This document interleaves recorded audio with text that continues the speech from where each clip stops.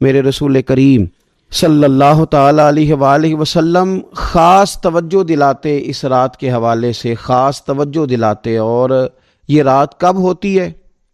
صحیح حدیث میں موجود ہے، نبی پاک صلی اللہ تعالیٰ علیہ وسلم نے فرمایا کہ اسے رمضان کے آخری عشرے میں تلاش کرو۔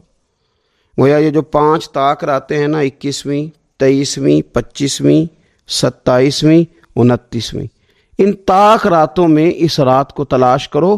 اس رات اللہ کے فرشتے نازل ہوتے ہیں، آسمان دنیا پر، زمین پر فرشتے اترتے ہیں۔ حضرت جبریل امین علیہ السلام انہیں لے کر کے آتے ہیں، اور فرشتے کیا کرتے ہیں کہ جو بندہ اس رات اللہ کی یاد میں موجود ہو، جو بندہ اللہ تبارک و تعالیٰ کے ذکر میں موجود ہو، جو بندہ اس دن اللہ تبارک و تعالیٰ کی بارگاہ میں کسی بھی طور پر حاضر ہو، فرشتے اس کے لیے دعائے مغفرت بھی کرتے ہیں اور رب کی بارگاہ میں التجائے رحمت بھی کرتے ہیں۔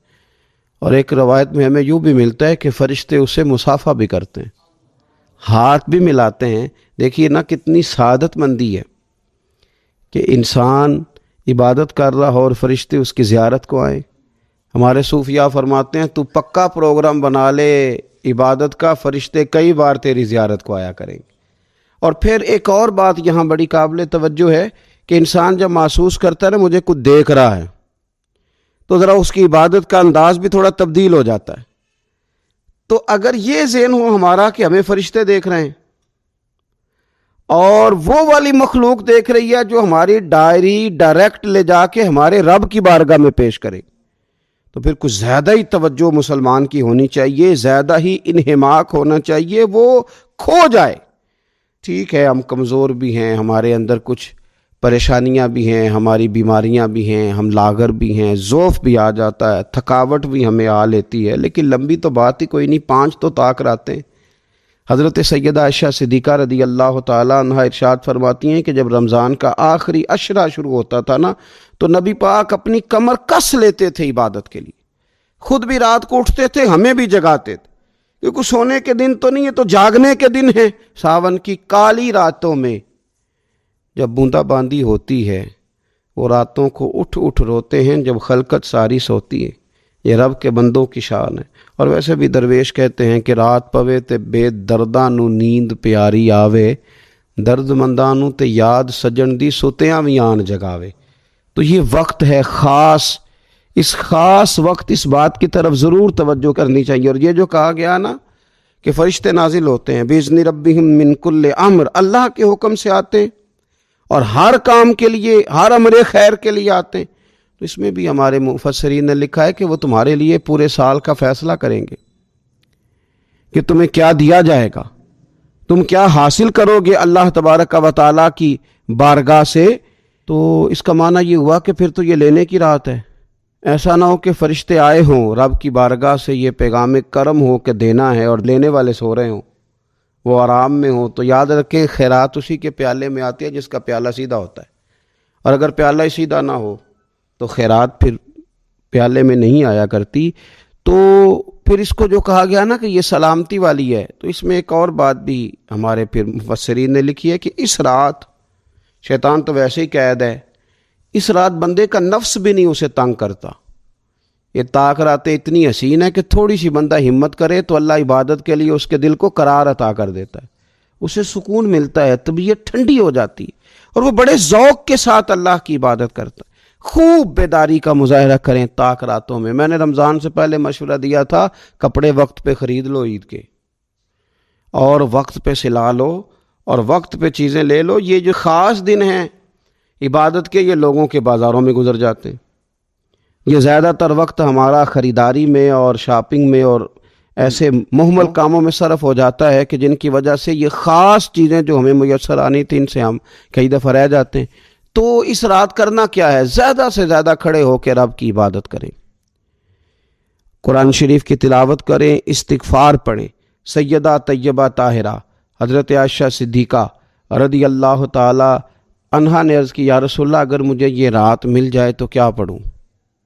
تو فرمایا عائشہ تم یہ دعا مانگنا، اللہم انک عفو، اے اللہ بے شک تو درگزر کرنے والا، تحب العفو، اور تو درگزر کرنے کو پسند بھی کرتا ہے، فاعف عنی، ہم سے بھی درگزر فرما، ہمارے گناہوں کو معاف فرما۔ یعنی اس رات اللہ سے درگزر کا سوال کریں۔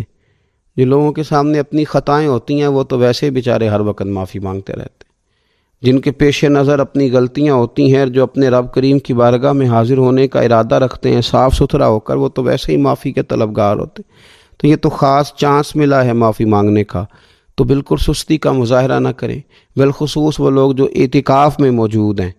نیند تو کسی وقت بھی آ جاتی ہے، آپ دوپہر کو بھی ذرا چپ کر کے لائٹ آف کریں تو یہ آ ہی جاتی ہے۔ آپ سر شام بھی تھوڑا سا کھانا کھانے کے بعد اگر کمر سیدھی کرنے کو بھی لیٹ جائیں تو نیند تو پھر بھی آ ہی جاتی ہے۔ لیکن یہ سنہری قسم کے ایام ہیں، سختی نہیں، پابندی نہیں، فرض نہیں، لیکن اگر شوق کے ساتھ، ذوق کے ساتھ، توجہ کے ساتھ، میں ایک مثال دیا کرتا ہوں کہ یہ ہمارے پاس قیمتی دن ہے رمضان کے، ایک عمل کا ثواب 70 کے برابر ہے۔ تو جس طرح انسان کے پاس کوئی چیز تھوڑی دیر کے لیے آئے تو اس نے جانا ہو تو لوگ اس سے زیادہ فائدہ اٹھانے کی کوشش کرتے۔ تم کیا جانتے ہو کہ لیلۃ القدر کیا ہے؟ تمہیں کیا خبر ہو کہ لیلۃ القدر کیا ہے؟ اس کی اہمیت دیکھیے۔ میں کہا کرتا ہوں کہ صرف اس ایک فکرے کو دیکھ لیا جائے، وما ادراک ما لیلۃ القدر، اور تم کچھ جانتے ہو کہ لیلۃ القدر کیا ہے؟ تمہیں کیا خبر کہ لیلۃ القدر کیا ہے؟ لیلۃ القدر 1000 مہینے سے بہتر ہے۔ ان آیات کو دیکھیں اور ساتھ نبی پاک صلی اللہ علیہ وسلم کا وہ فرمان دیکھیں جس میں حضور علیہ الصلاۃ والسلام نے فرمایا تمہارے پاس ایک مہینہ آ رہا ہے رمضان کا، اس میں ایک رات ہے جو 1000 مہینے سے بہتر ہے۔ اور یہ لفظ کتنے جھنجھوڑنے والے ہیں۔ حضور علیہ السلام نے فرمایا جو اس رات محروم رہ گیا وہ ہر نیکی سے محروم رہ گیا۔ جو اس رات محروم رہا محروم ہی رہ گیا، اتنی بڑی بات۔ فرمایا تنزل الملائکۃ والروح، اس دن فرشتے اور روح القدس یعنی جبریل امین اترتے ہیں، فیہا اس رات میں، بِإِذْنِ رَبِّهِمْ مِنْ كُلِّ امر، اپنے رب کے حکم سے ہر خیر کے کام کے لیے۔ سلام، یہ رات سلامتی والی ہے، ہی حتی مطلع الفجر، یہاں تک کہ فجر طلوع ہو جائے۔ سرے شام سے لے کر مغرب سے لے کر فجر تک یہ رات سلامتی والی۔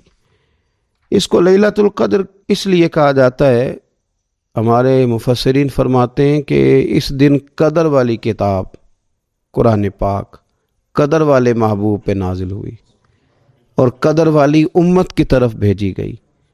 نبی پاک صلی اللہ تعالیٰ علیہ وسلم نے جب پرانی امتوں کی عمریں دیکھی، نہ کسی کی 1000 سال ہوئی، کسی کی اس سے زیادہ ہوئی، تو اللہ کے محبوب علیہ السلام کے دل مبارک میں یہ خیال آیا کہ میری امت کی عمریں تو بڑی تھوڑی ہوں گی، تو کیسے اتنی لمبی نیکیاں کر سکیں گے؟ تو اللہ تعالیٰ نے پھر لیلۃ القدر عطا فرمائی۔ گویا اس ایک رات میں جو آدمی نیکی کرے، 1000 دن نہیں۔ کتنا لوگوں کو شوق ہے کہ کوئی ایسا جیک لگے، یکدم میری ساری چیزیں بڑھ جائیں، تو اس پر بھی تو ذرا غور کرے نا۔ یہ ایک رات 1000 دن سے نہیں، 1000 مہینے سے افضل ہے۔ 1000 یکدم آپ کی نیکیوں کی عمر 1000 ماہ تک چلی جاتی ہے۔ کتنی بڑی فضیلت کی بات ہے۔ لیلۃ القدر ہو، شب برات ہو، جمعہ ہو، زندگی کا کوئی بھی نیا موڑ جب ہمیں میسر آئے تو اس موقع پر ہم چاہتے ہیں کہ ہمارے ذمے جو حقوق ہوں، جو ذمہ داریاں ہوں، ان سے ہم سبکدوش ہونے کی کچھ کوشش کریں۔ اسلامی تعلیمات کے اندر 2 قسم کے حقوق اللہ تعالیٰ نے انسان کے ذمے لگائے ہیں، ایک حقوق اللہ ہیں اور ایک حقوق العباد ہیں۔ حقوق اللہ بھی بڑی ضروری ہیں۔ بعض لوگ حقوق العباد کی بات کرتے کرتے حقوق اللہ کا معاملہ انتہائی سادہ کر دیتے ہیں، وہ بھی بڑے ضروری ہیں۔ یعنی کیوں بندہ فارغ بیٹھا ہے اور بیٹھے بیٹھے اس نے بلا وجہ کیوں نماز چھوڑ دی؟ اسے کوئی مصروفیت نہیں تھی، کیوں اس نے نماز کا ترک کیا؟ ڈھیر سارے جوانوں کو میں دیکھتا ہوں، کوئی خاص کام نہیں ہے، لیکن اس کے باوجود وہ جماعت کے ساتھ نماز ادا نہیں کرتے۔ تو عرض کرنے کا مقصد یہ ہے کہ کیوں نہیں جماعت کے ساتھ نماز پڑھی جا رہی؟ قرآن مجید نے کہا کہ وَارْكَعُوا مَعَ الرَّاكِعِينَ، رکوع کرنے والوں کے ساتھ کرو۔ بلا وجہ لوگ زکوٰۃ کے معاملے میں حیل و حجت سے کیوں کام لیتے ہیں؟ جب زکوٰۃ ضروری ہے تو اسے ادا کرنا چاہیے۔ اسی طرح بہت سارے لوگ ہیں جو مالی وسعت کے باوجود حج کے لیے حاضری نہیں دیتے، تو انہیں جانا چاہیے۔ حقوق اللہ کا جو معاملہ ہے اس میں بھی کوئی کمزوری دکھانے کی، مثلا میں کہتا ہوں کہ مجبوری کیا تھی؟ سحری کے لیے رمضان شریف میں جن لوگوں کو اٹھنا ہوتا ہے وہ اٹھتے ہیں کہ نہیں اٹھتے؟ تو اسی طرح روٹین میں بھی اگر ہم نماز کی طرف توجہ کریں، ایک بڑا طبقہ ہے جو نماز کی طرف توجہ نہیں کرتا۔ حقوق اللہ کا معاملہ میں دیکھتا ہوں کہ ہم ٹائم نکال کے دوستوں کے پاس جاتے ہیں، وقت نکال کے اپنے ماں باپ کو، اپنے احباب کو، رشتہ داروں کو ٹائم دیتے ہیں۔ کیوں ٹائم نہیں نکلتا نفل پڑھنے کے لیے؟ ہمیں اپنی ضرورت کی چیزیں سیکھنی پڑتی ہیں، تو کیوں ٹائم نہیں ہمارے پاس تلاوت کلام پاک کے لیے؟ اللہ تبارک و تعالیٰ کی بارگاہ کی حاضری کا ذوق بنائیں۔ دوسرا معاملہ ہوتا ہے حقوق العباد کا۔ یہ شریعت اسلامیہ میں انتہائی نازک مسئلہ ہے۔ انسان معاشرتی طور پر بہت سارے لوگوں سے وقت گزارتا ہے، اٹھتا بیٹھتا ہے۔ کچھ لوگ ایسے ہوتے ہیں جن کے حقوق اس کے ذمہ زیادہ ہوتے ہیں، کچھ کے کم ہوتے ہیں۔ جیسے ماں باپ کے حقوق زیادہ ہیں، نسبتاً چچا کے ماموں کے حقوق اس سے کم ہیں۔ تو کتنے سارے لوگ ہیں جو اس بات کا اظہار کرتے ہیں۔ پھر میں نے یہ دیکھا ہے کہ بلا وجہ کے بعد لوگ شکوے کرتے ہیں، دیکھو جی میرا بھائی ہے، میرا دوست ہے، میرا رشتہ دار ہے، پڑوسی ہے، تو اس نے گاڑی بدل لیا ہے، موبائل بدل لیا ہے، فلانی چیز اس نے لے لیا، میرا خیال نہیں رکھا۔ بھئی مثلاً آپ کا کیا خیال رکھنا چاہیے تھا؟ نہیں، اس نے موبائل لیا ہے 3 لاکھ کا، تو آپ کا خیال ہے کہ میرا یہ خیال رکھتا کہ 1.5 کا مجھے لے دیتا، 1.5 کا وہ یہ لے لیتا۔ یہ مطالبہ غلط ہے شریعت میں۔ آپ کے جو ذمے، اس کی ذمہ داریاں جہاں تک بنتی ہیں وہاں تک تو وہ ادا کرے گا۔ دیکھیں نا، شریعت اسلامیہ بڑا پیار کرتی ہے بندے کے ساتھ، تو کھرب پتی بندے پر بھی شریعت نے یہ نہیں قدغن لگائی کہ تو کھرب پتی ہے تو اس طرح کر 40% زکوٰۃ دے، یہ نہیں کہا۔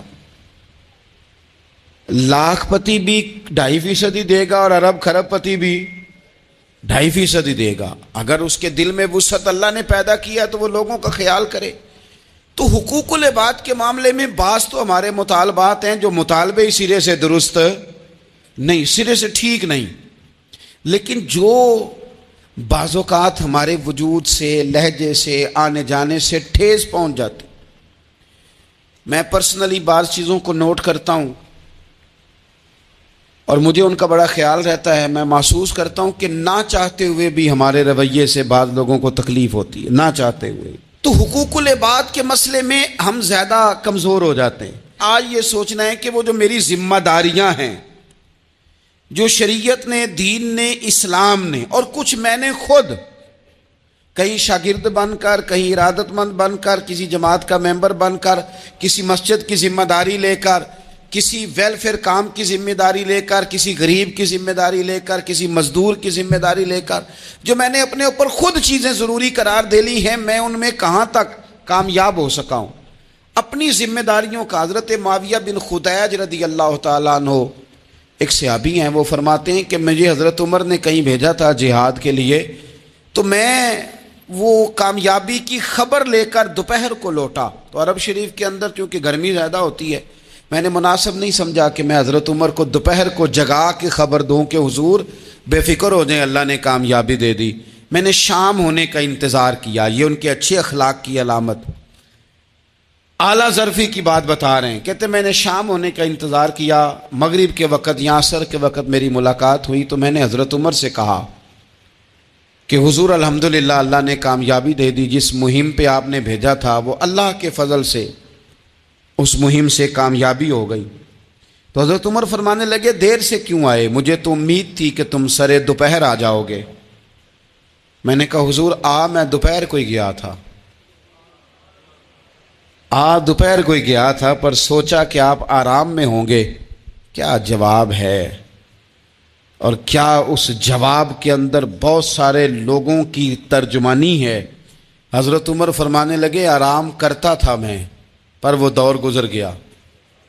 اب تم دوپہر کی بات کرتے ہو، اب تو رات کو بھی کم ملتا ہے۔ وہ تھا ایک دور، اب جب اپنے ذمے خود ذمہ داریاں زیادہ لے لی، اب کیا پتا کہ کوئی کہاں سے چل پڑا ہے تجھے ملنے کو۔ وہ دور گزر گیا جب تو سوتا تھا، من چاہی زندگی بتاتا تھا، اب تو نے خود یہ فیصلہ کیا ہے۔ اب تو میں بھائی، تم دوپہر کی بات کرتے ہو، میں تو رات کو بھی گشت کرتا ہوں کہ کوئی ضرورت مند تو نہیں، کوئی حاجت مند تو نہیں۔ تو جو ہمارے ذمہ داریاں ہیں ان میں نازک حد تک، امام بہقی روایت لائے ہیں، ایک صحابی تھے جو حضور کو ہنسایا کرتے تھے، حضور کو ہنساتے تھے، نبی پاک کو بڑے پیارے تھے۔ اس طرح کے بھی کچھ بندے ہونے چاہیے، اس طرح کے بھی کچھ بندے۔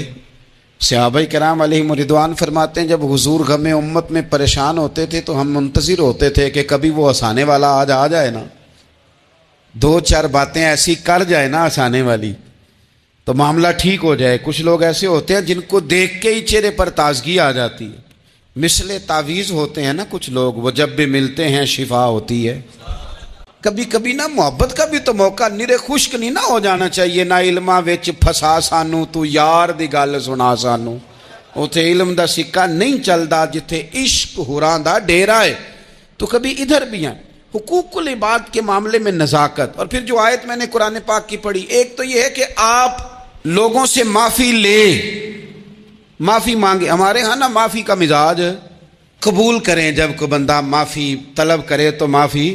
ہمارے ہاں معافی مانگنے کا رواج آپ یقین کریں سرے سے ہے ہی نہیں، بلکہ الٹا لوگ چڑھائی کر جاتے ہیں، کہتے ہیں اوہو تم نے معافی مانگ لی ہے تو معاملہ ہی ختم ہو گیا۔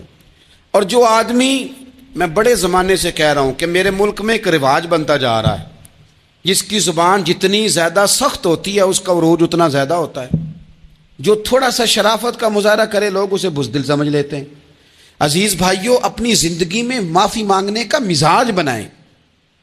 آپ طلب کریں کہ یار مجھ سے غلطی ہو گئی، میں انسان ہوں۔ آپ یقین کریں ڈھیر سارے لوگ ہیں جن کے ذمہ ڈھیروں معافیاں ہیں، لیکن ان کا مزاج نہیں، ان کی طبیعت نہیں، ان کا تکبر آڑے آ گیا ہے۔ اور میرے نبی پاک صلی اللہ تعالی علیہ وآلہ وسلم نے فرمایا تھا یہیں بدلہ دے دو کسی کا دینا ہے تو، یہیں معافی لے لو، یہیں۔ ورنہ فرمایا یاد رکھنا قیامت کے دن تو اس طرح ہوگا کہ اگر سینگ والی بکری نے بغیر سینگ والی بکری کو مارا ہوگا اسے بھی قیامت میں بدلہ دینا پڑے گا۔ یہی معافی تلافی لے لو، یہی۔ تو ہمارے ہاں مزاج نہیں، مزاج بنائیں نا آپ، معافی کا مزاج بنائیں۔ رسمی ویسے معافیاں مانگتے ہیں، آج پہ جا رہا ہوں بھائی اگر کوئی ہو گئی تو معاف کر دینا، یہ تو رسم ہے، تو بڑی دنیا ادا کرتی۔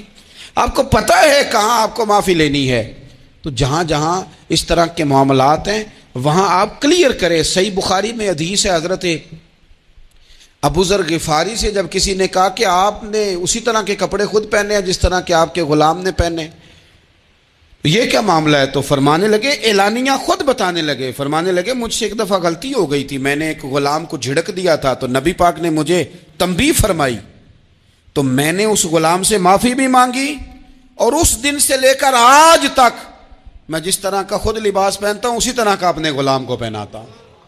تو وہ خود بیان کر رہے ہیں، وہ لوگ اظہار کر رہے ہیں کہ ہم نے یہاں نبی پاک علیہ الصلوۃ والسلام کے تنبیہ کرنے پر ہم نے اپنے غلام سے، خادم سے یا کسی غلام سے معافی مانگی۔ تو معافی مانگنے سے بندے کا قد کبھی چھوٹا ہوتا ہے؟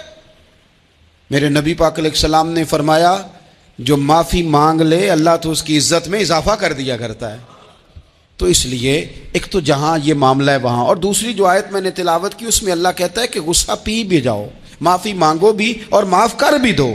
والکاظمین الغیظ والعافین عن الناس، فرمایا وہ لوگ جو غصہ پی جاتے ہیں اور لوگوں سے درگزر کرتے ہیں، لوگوں سے درگزر کرتے ہیں۔ واللہ یحب المحسنین، اللہ ان احسان کرنے والوں سے محبت فرماتا ہے، ان سے اللہ پیار کرتا ہے۔ تو رب فرماتا ہے جو غصہ پی جاتے ہیں والعافین عن الناس، اور لوگوں سے درگزر کرتے ہیں، ایک تو معافی مانگے اور دوسرا معاف کر بھی دیں۔ اگر دل میں کوئی بات ہو تو معاف، ہر روز لوگوں کو معاف کر کے سویا کریں۔